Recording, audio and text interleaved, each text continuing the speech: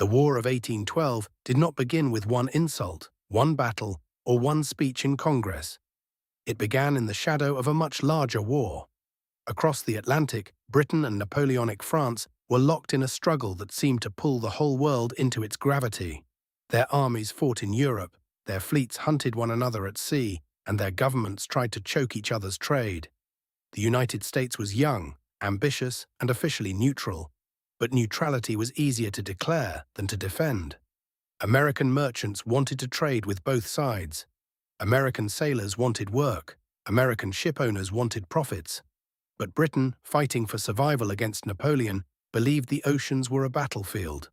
The Royal Navy needed sailors, and it did not always care whether a man standing on an American deck claimed American citizenship. British warships stopped American vessels, searched them, and took men they claimed were British deserters. To Americans, this was not only a policy, it was humiliation. The word that carried the anger was impressment. Men were seized from ships and forced into British naval service. Some really had been born British. Others insisted they were Americans. At sea, far from courts and newspapers, that distinction could be ignored by officers with guns, orders, and a desperate need for manpower. Every story of a sailor dragged from an American vessel became proof that the Republic's independence was unfinished. Trade restrictions deepened the crisis. Britain and France each tried to control neutral commerce. American ships were trapped between rival empires, seized by one power for trading with the other, and then punished again for trying to avoid both. President Thomas Jefferson tried economic pressure through the Embargo Act of 1807, hoping to force respect without war. Instead, the embargo damaged American merchants, angered coastal communities, and revealed how difficult it was for a weak naval power to defend neutral rights against empires. Then came the Chesapeake-Leopard affair. In 1807, the British warship HMS Leopard attacked the American frigate USS Chesapeake off the coast of Virginia after the Chesapeake refused a search for deserters. American sailors were killed and wounded. Others were taken. The outrage was immediate. The attack felt like a reminder that Britain still treated the United States as a subordinate, not an equal nation. Yet even that did not bring war right away. Many Americans feared war with Britain would be disastrous. New England merchants depended on Atlantic trade and often opposed escalation. Federalists warned that a war would wreck commerce and strengthen the political power of the South and West. Republicans argued that honor and sovereignty were at stake. The argument over war became an argument over what kind of nation the United States intended to be. But the ocean was only half the story. While sailors were being seized at sea, settlers were pushing west across the Appalachians. The young republic was expanding into lands already occupied, defended, farmed, hunted, traded across, and remembered by native nations. To people in Washington and Kentucky, the frontier could look like future farms and future states. To native communities, it looked like a relentless pressure that treaties had failed to stop. That is why the road to 1812 runs in two directions at once. Across the Atlantic, where Britain challenged American sovereignty on the sea, and into the interior, where native leaders challenged American expansion on the land. The American Revolution ended British rule over the 13 colonies, but it did not settle the future of the interior. The Treaty of Paris in 1783 gave the United States claims to land east of the Mississippi, but many native nations had not consented to that transfer. They had their own homelands, alliances, histories, and diplomatic relationships. To them, Britain could not simply hand over land it did not truly control. The new American Republic therefore inherited not empty territory, but a contested world. In the Northwest Territory, native resistance remained powerful after the Revolution. The Shawnee, Miami, Delaware, Wyandot, Potawatomi, Kickapoo, Ottawa, and other peoples understood that American settlement was not a passing problem. It was a system. Surveyors came first, then land offices, treaties, roads, forts, farms, courts, and militias. Once land entered that machinery, it rarely returned. The United States treated treaties as instruments of expansion. Officials negotiated with selected leaders, pressed for cessions, offered payments or goods, and then insisted that entire peoples were bound by documents many had never accepted. Native leaders often argued that land belonged not to one man or one village, but to a people, or even to all native peoples collectively. The American land system demanded signatures. Native sovereignty did not fit neatly into that paper world. The 1790s brought open conflict. American armies sent into the Northwest suffered severe defeats, including the destruction of forces under Josiah Harmar and Arthur St. Clair. St. Clair's defeat in 1791 was one of the worst disasters ever suffered by the United States Army. It shocked the Republic and proved that native military power in the region could not be dismissed. The United States responded by building a more disciplined force under Anthony Wayne. In 1794, Wayne defeated a native confederacy at the Battle of Fallen Timbers. The following Treaty of Greenville in 1795 forced major land cessions in what became Ohio. American officials treated Greenville as a foundation for settlement. Many native people saw it as a forced compromise under pressure, not a final surrender of the future. Ohio statehood followed in 1803, and settlement accelerated. Roads widened, farms multiplied. Land speculators looked west, military posts and territorial governments extended U.S. reach. Every new cabin could become a political fact. Every cleared field made reversal harder. For native communities, the crisis was not only military. Alcohol trade damaged families. Debt bound hunters to traders. Game declined as settlement spread. Young people saw old patterns disrupted. Leaders who tried accommodation were accused of surrendering too much. Leaders who resisted faced American military power. The question was not whether change would come. It was whether native nations could shape it, slow it, or survive it. In this world, spiritual renewal and political resistance became intertwined. The old diplomatic methods seemed unable to stop American expansion. Some leaders still sought negotiation, but others began looking for a broader answer. Unity across tribal lines, rejection of dependence on American goods, revival of traditional practices, and a common refusal to sell land piece by piece. That answer would soon gather around two Shawnee brothers. Tenskwatawa was not born as the prophet. He was a Shawnee man whose early life was marked by struggle, loss, and uncertainty. But around 1805, he experienced a spiritual transformation that changed his life and the politics of the frontier. He preached that native peoples had to reject destructive habits, abandon dependence on American goods, return to moral discipline, and resist the forces tearing their communities apart. His message spread because it spoke to pain many people already felt. Tenskwatawa's movement was religious, social, and political at the same time. He condemned alcohol. He warned against witchcraft. He called for purification and renewal. He said native peoples had lost strength by accepting the ways of the Americans. To followers, he offered a way to recover dignity and power in a world that seemed to be collapsing. His brother Tecumseh became the movement's most famous political and military voice. Tecumseh was a Shawnee leader of extraordinary force, eloquent, strategic, charismatic, and relentless. He understood that no single village could stop the United States alone. If land cessions continued one treaty at a time, American expansion would swallow the interior. His answer was a confederacy. Tecumseh argued that native land was held in common by native peoples and could not be sold by isolated leaders under pressure. This was the heart of his challenge to the United States. American officials depended on treaties with particular groups. Tecumseh attacked the legitimacy of that entire process.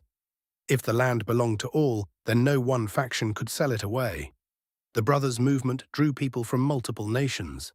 Its center eventually emerged at Prophetstown, near the junction of the Tippecanoe and Wabash rivers in Indiana Territory.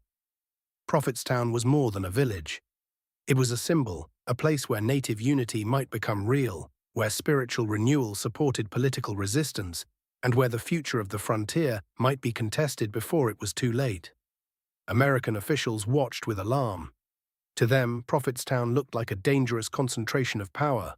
Settlers feared raids. Territorial leaders feared that the movement would halt land sales.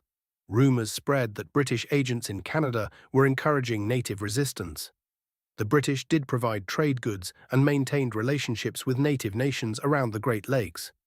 But American fear often blurred diplomacy, supply, and conspiracy into one accusation. William Henry Harrison, governor of Indiana Territory, became Tecumseh's chief American opponent. Harrison was ambitious, disciplined, and deeply committed to opening land for settlement. He negotiated treaties that transferred millions of acres to the United States, including the controversial Treaty of Fort Wayne in 1809. Tecumseh rejected that treaty as illegitimate.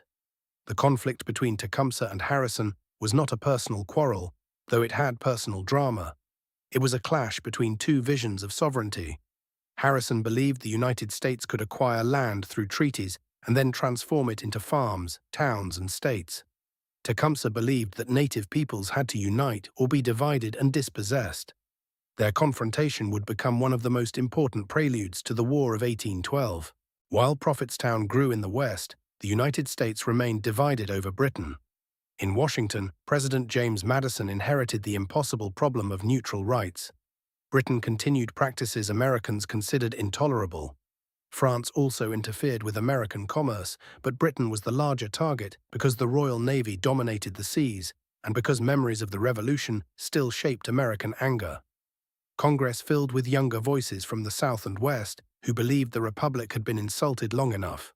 Later remembered as war hawks, men such as Henry Clay and John C. Calhoun argued that national honor, maritime rights, and frontier security required a stronger response. They believed Britain was encouraging native resistance, and many Westerners viewed the British presence in Canada as the hidden hand behind the violence they feared on the frontier. That belief was powerful because it connected two anxieties. Impressment made Britain the enemy at sea. Native resistance made Britain the suspected enemy on land. To Western settlers, the solution seemed obvious. Defeat Britain, invade Canada, and cut the link between British power and native resistance. Not all Americans agreed. New England Federalists saw the war movement as reckless. They feared economic ruin, naval weakness, and a land-hungry war that would benefit Western and Southern Republicans. Merchants who traded across the Atlantic were not eager for conflict with the world's strongest navy. Many Americans asked a practical question. If the United States could barely defend its coast, how would it defeat Britain? Madison moved cautiously, but the pressure mounted. Trade restrictions had failed to secure respect. Diplomacy had failed to end impressment. Frontier violence continued. British officials did not fully grasp how much American politics had changed. Many Americans felt trapped between humiliation and war. The frontier question made restraint harder. Settlers in Kentucky, Ohio, Indiana, and Tennessee demanded protection and land security. They saw Prophetstown as a threat. They believed native resistance could not be separated from British influence. The truth was more complex. Native leaders were not puppets. Tecumseh and Tenskwatawa had their own goals, their own strategy, and their own reasons to resist. But in American politics, complexity often collapsed into accusation. The result was a dangerous spiral. American expansion increased native resistance. Native resistance increased American suspicion of Britain. Suspicion of Britain strengthened the war party. The war party promised that a strike against Canada could solve problems on both sea and frontier. In reality, war would not be so simple.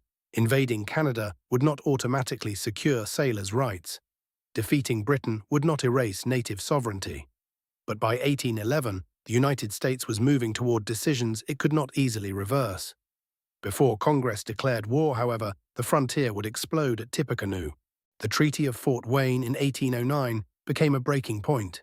Harrison negotiated the cession of millions of acres in Indiana Territory from selected native leaders. To American officials, the treaty was legal. To Tecumseh, it was theft disguised as diplomacy. He argued that the land had not belonged to the signers alone and that the sale could not stand. He traveled widely, trying to build support for a united response. Tecumseh met Harrison face-to-face at Vincennes in 1810. The encounter was tense and unforgettable. Tecumseh insisted that the treaty was invalid. Harrison refused to abandon it. Each man stood for a different order. Around them, armed men watched, and the possibility of violence hung close. Tecumseh did not want a premature war on Harrison's terms. He needed time to strengthen the Confederacy and broaden alliances. He traveled south to seek support among the Chickasaw, Choctaw, Creek, and others. His dream was continental in scale. Native nations acting together before American expansion broke them apart. Harrison saw an opportunity in Tecumseh's absence. Prophetstown remained under Tenskwatawa's leadership, but Tecumseh was away. Harrison marched with a force of regulars and militia toward the village in 1811. He claimed he wanted to intimidate the movement and force compliance. To the people at Prophetstown, an armed American column approaching their home looked like a threat of destruction. The two sides camped near each other along the Tippecanoe. Negotiations were uncertain. Tension filled the night. Tenskwatawa's followers faced a terrible choice: wait and risk being surrounded, or strike first and trust the prophet's spiritual promises. Before dawn on November 7, 1811, native warriors attacked Harrison's camp. The fighting was chaotic and close. In the darkness, American soldiers struggled to form lines. Native fighters pressed hard, hoping to break the camp before daylight could stabilize the defense. Harrison's men eventually held. When the fighting ended, the native force withdrew. Harrison's army moved into Prophetstown and destroyed the village. The physical center of Tenskwatawa's movement was burned. To many Americans, Tippecanoe became a victory. Harrison's reputation rose. Years later, it would help carry him toward the presidency. But the battle did not destroy native resistance. It hardened it. Tecumseh returned to find Prophetstown ruined and his brother's authority damaged. The possibility of peace with Harrison's government became even more remote.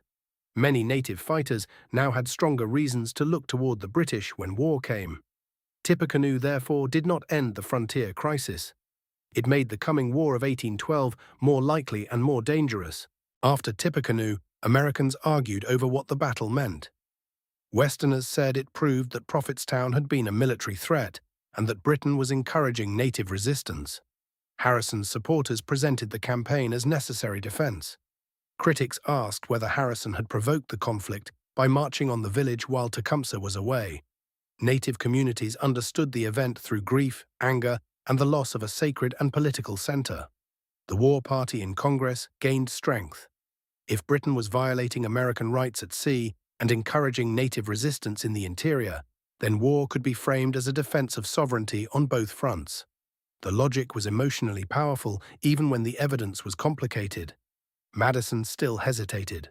War with Britain meant facing the Royal Navy. It meant exposing American ports. It meant relying on militias that might refuse to cross into Canada. It meant fighting a global empire while Britain was still at war with Napoleon. But the alternative seemed to many Republicans like national dishonor. By the spring of 1812, the crisis had reached its final stage. Congressional debates were bitter. Federalists warned against disaster. Warhawks insisted that delay only invited more humiliation. Westerners demanded security.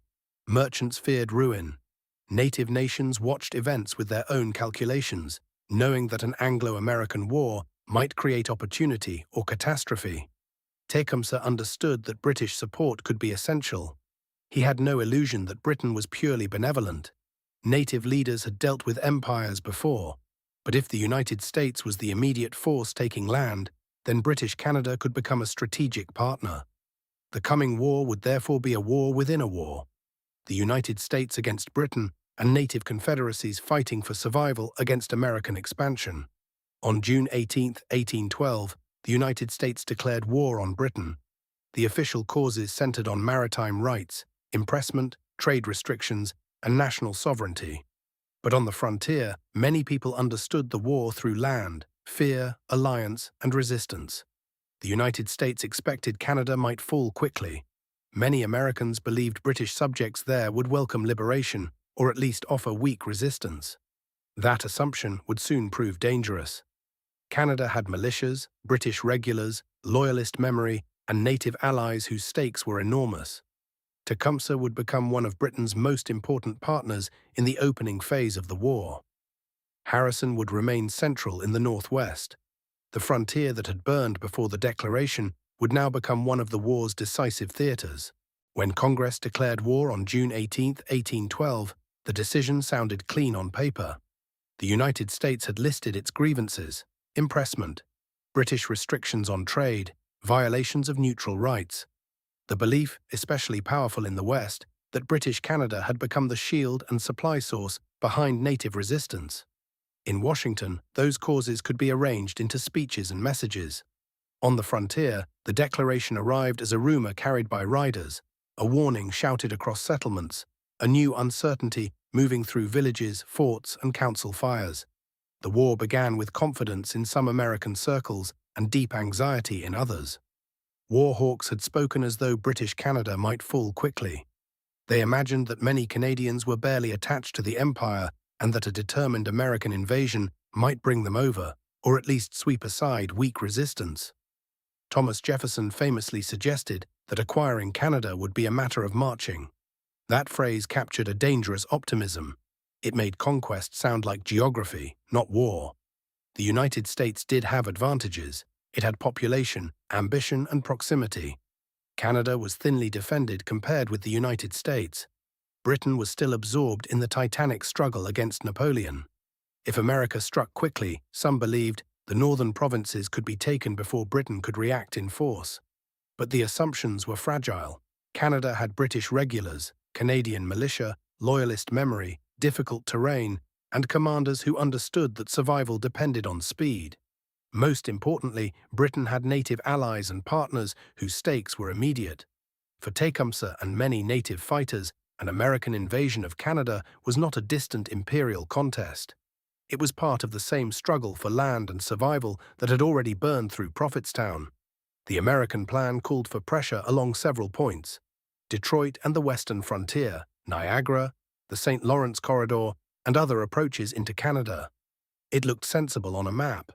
In practice, it required coordination among generals, governors, militia, supply officers, and political leaders who often disagreed. Many militia units were reluctant to cross into Canada. Some officers lacked experience. Supplies moved slowly. Messages traveled through distance, weather, and confusion. The first campaign would expose those weaknesses quickly. At the center of the opening disaster stood General William Hull. Hull was an aging Revolutionary War veteran and governor of Michigan Territory. In 1812, he was ordered to lead an army north from Ohio to Detroit and then into Canada. His task was enormous. He had to move men, wagons, animals, artillery, food, ammunition, and civilian hopes through difficult country toward a frontier post surrounded by danger. Hull did not command a machine. He commanded regulars, militia, anxious officers, exhausted men, and a region filled with uncertain loyalties. His supply line back to Ohio was vulnerable. Native warriors could threaten roads and communications. British forces across the river watched him. Civilians in Detroit feared what war might bring to their homes. In July 1812, Hull crossed from Detroit into Canada and issued a proclamation promising liberation from British tyranny. It was meant to sound bold. Instead, it revealed the distance between American confidence and local reality. Canadians did not rise in eager support. British and Canadian forces did not melt away. Native allies did not disappear. The invasion stalled almost as soon as it began. Hull's army occupied ground but did not convert movement into victory. Every day without a decisive blow gave his enemies time. Across the Canadian side of the frontier, Major General Isaac Brock moved with a very different energy. Brock was a British officer responsible for defending Upper Canada at a moment when the odds looked dangerous. He had limited regular troops, uncertain militia, and a long frontier. But Brock understood something essential. In the opening days of war, psychology could matter as much as numbers. If American confidence could be shaken early, Canada might survive long enough for Britain to send more strength. Brock also understood the importance of native alliance. Tecumseh and his confederacy were not accessories to British strategy. They were independent actors whose goals overlapped with British needs. Brock needed them because they could move, scout, intimidate, and fight across the frontier in ways British regulars could not. Tecumseh needed British military power because the United States was the expanding force pressing hardest against native homelands. When Brock and Tecumseh met, each recognized force in the other. Later memory would turn their relationship into legend, but the practical truth was already powerful. Brock brought imperial authority, speed, and command. Tecumseh brought regional knowledge, warriors, political vision, and the moral urgency of a people fighting for survival. Their cooperation transformed the campaign around Detroit. First came the capture of Fort Mackinac in July 1812. British forces and native allies took the island post before the American garrison even knew war had been declared. The loss shocked the frontier. Mackinac controlled influence across the upper Great Lakes and fur trade world. Its fall sent a signal: the war would not wait for American plans to unfold neatly. Hull received bad news from every direction. His supply line was threatened. Fort Mackinac had fallen. Native warriors were gathering. Canadian resistance was stronger than expected. His own militia grew uneasy. Officers questioned his caution. He had crossed into Canada with a proclamation. Now he began to fear being cut off. Tecumseh understood fear as a weapon. Native warriors moved through the woods, appeared and vanished, and magnified American uncertainty. Brock encouraged that effect. He and Tecumseh made their numbers seem larger and their position more dangerous than it was. They did not need to destroy Hull's army in open battle if they could convince Hull that destruction was inevitable. Hull withdrew back to Detroit. The retreat was more than a military movement. It was a collapse in confidence. The army that had been expected to invade Canada was now defending its own base. Brock moved fast. He crossed the Detroit River with British regulars, Canadian militia, artillery, and native allies. Tecumseh's warriors maneuvered in ways designed to be seen and feared. The message was clear: Detroit was surrounded by enemies who could not be easily counted, and a fight might expose soldiers and civilians alike to terrible consequences. Hull faced a decision under pressure. He worried about his supplies. He worried about native warfare. He worried about the civilians inside Detroit, including women and children. He worried that his militia might not stand. He worried, perhaps most of all, that he no longer understood the true strength against him. On August 16, 1812, Hull surrendered Detroit without a major battle. The shock was enormous. An American army, a key frontier post, weapons, supplies, and the hopes of the Western campaign had fallen into British hands. Brock became a hero in Canada. Tecumseh's stature rose even higher. The United States received the news with disbelief and anger.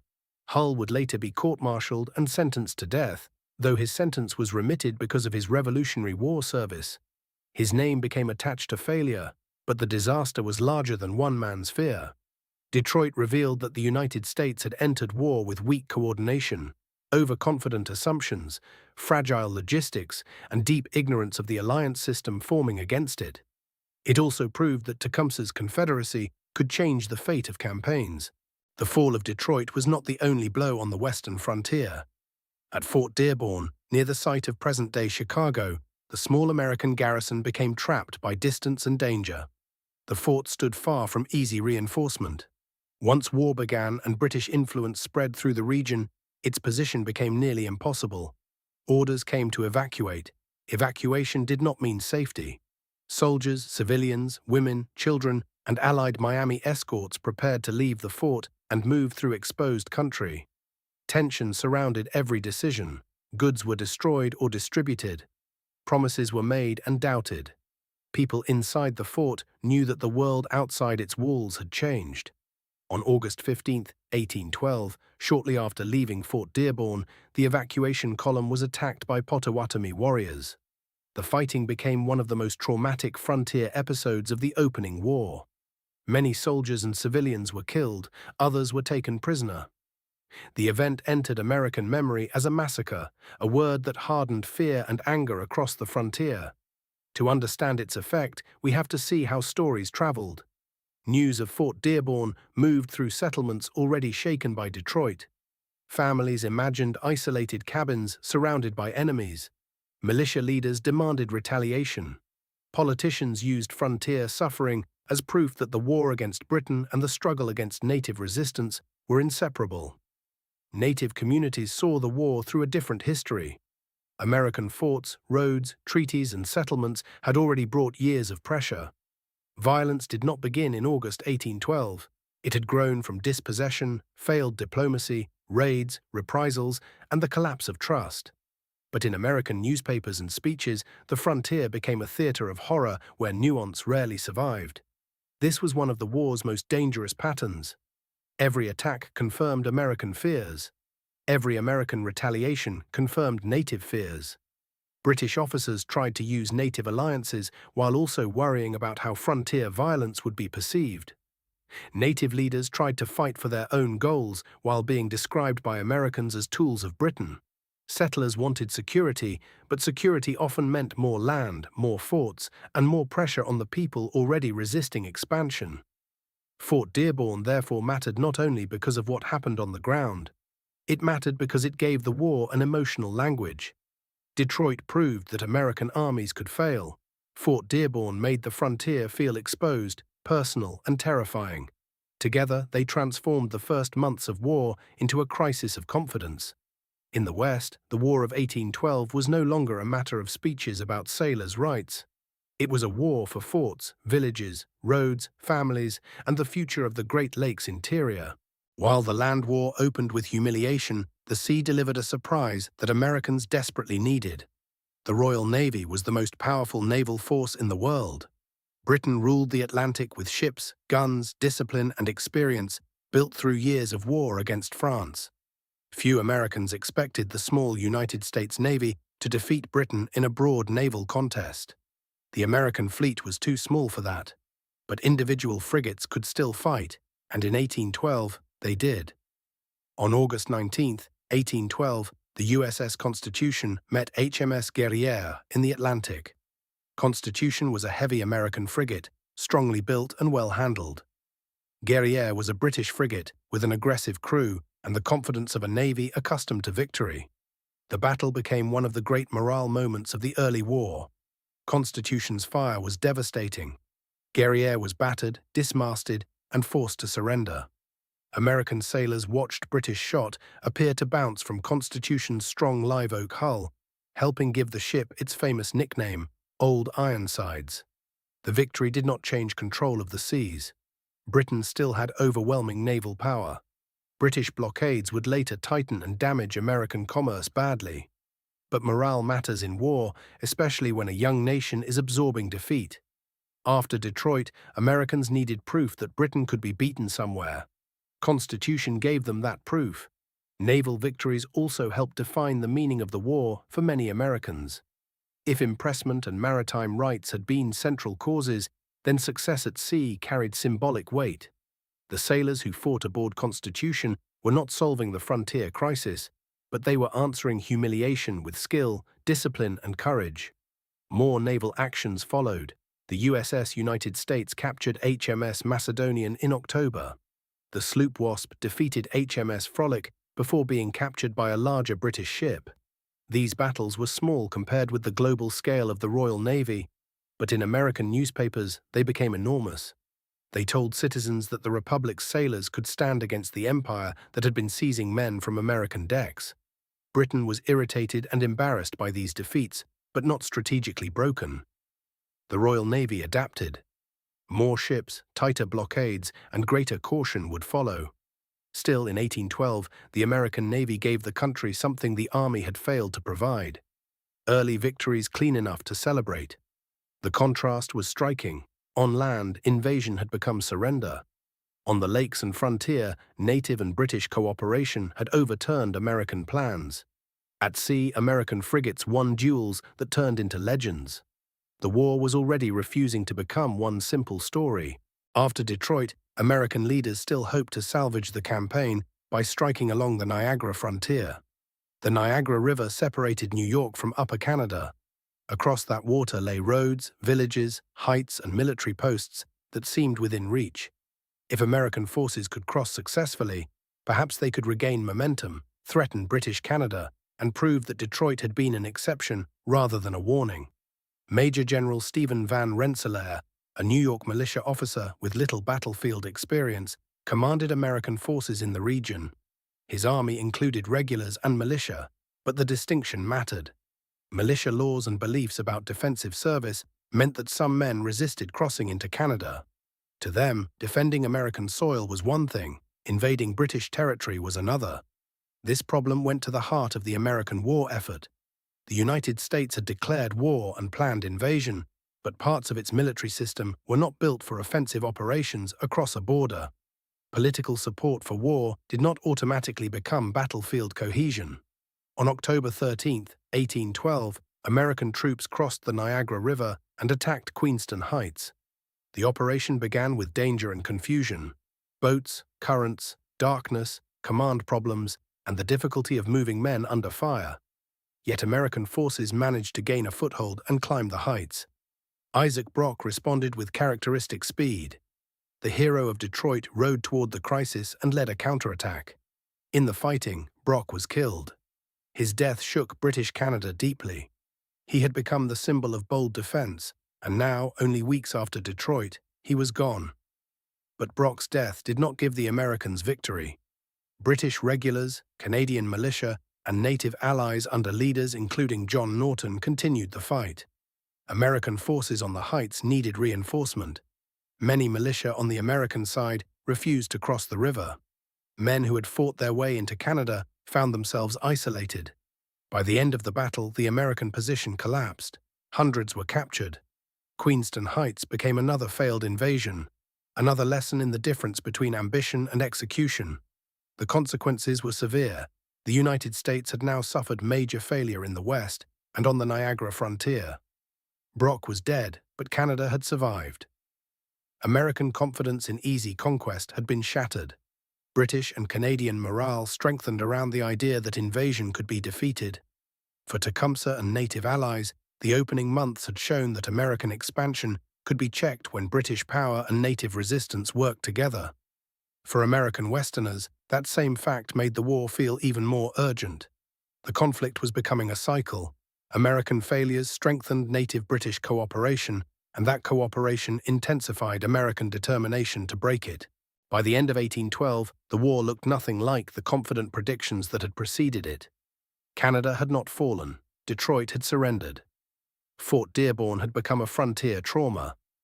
Queenston Heights had ended in another American defeat. Militia problems, poor coordination, weak logistics, and inexperienced command had all been exposed. The United States had discovered that declaring war was easier than conducting it. Yet the year was not simply a story of American failure. At sea, Constitution, United States, and WASP had given Americans victories that mattered enormously to morale. They proved that American sailors could fight with professionalism and courage. They gave the public heroes, headlines, and symbols at a moment when the land campaigns offered mostly embarrassment. Britain and Canada had also learned lessons. Canada could be defended, but not casually. The frontier depended on alliances, speed, and local knowledge. Brock's death removed a gifted commander. Native allies remained essential, but British leaders had to manage both military need and political anxiety over frontier warfare. The war in North America was still secondary to Britain's struggle against Napoleon, but it could not be ignored. Native nations faced the most profound stakes. Tecumseh's alliance with the British had helped produce one of the greatest early victories of the war at Detroit. For a moment, the possibility of halting American expansion seemed more real than it had in years. But that possibility depended on continued British commitment, native unity, and battlefield success across a vast region. None of those could be guaranteed. The United States entered 1813 angry, embarrassed, and determined to recover. The Northwest would become the focus of a new campaign under William Henry Harrison. Control of the Great Lakes would become essential. Naval construction on inland waters would matter as much as speeches in Washington. The war would move toward Lake Erie, the Thames, and the fate of Tecumseh's Confederacy. Episode 1 began with sailors dragged from ships and native land threatened by expansion. It ends with the first year of war, proving that those two crises had merged into one conflict. The sea gave America its pride back. The frontier took it away again. Detroit elevated Tecumseh and Brock. Queenston Heights killed Brock but saved Canada. Fort Dearborn deepened fear. Old Ironsides became a national legend. The War of 1812 was no quick march into Canada. It was a hard lesson in power, geography, sovereignty, and survival. And as 1813 approached, the war's center of gravity began to shift toward the Great Lakes, where ships built in forests and armies moving through mud would decide the future of the Northwest.